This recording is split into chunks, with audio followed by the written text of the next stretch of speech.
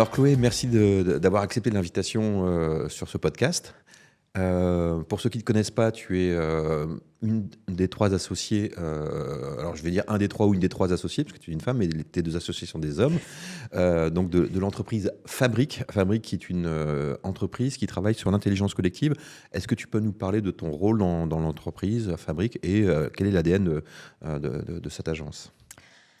Alors, mon rôle, comme tu l'as dit, je suis une des trois associés de Fabrique. Donc, on est à la fois associés et en même temps, on est très dans le delivery. Ça veut dire on est très dans l'opérationnel. On est avant tout des consultants passionnés de ce qu'on fait.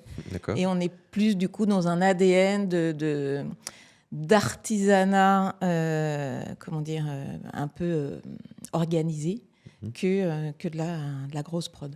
Donc, on aime notre métier, on a beaucoup d'artisanat dans ce qu'on fait. D'accord. Et ça fait partie de notre ADN. D'accord. Quand tu parles d'artisanat, c'est un mot fort. Tu l'utilises aussi à dessein pour montrer que vous n'êtes pas que dans les grandes théories, mais aussi beaucoup dans la pratique ? Dans le sens où on aime la matière, D'accord. on aime toucher la matière.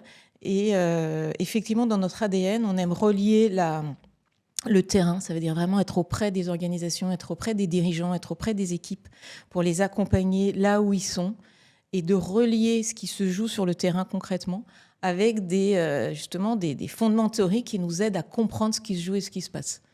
Et à ça, on relie effectivement des méthodologies. Et les méthodologies, c'est ça qui aide à se transformer. L'ADN de Fabrique, on peut dire que c'est un ADN qui aide les entreprises à se transformer en fonction de ce qu'elles doivent faire. On les prend là où elles sont et on les aide à faire le pas d'après. Et on le fait en mobilisant l'intelligence collective, souvent de l'entreprise, c'est-à-dire en demandant aux gens qui font, c'est-à-dire aux gens qui savent.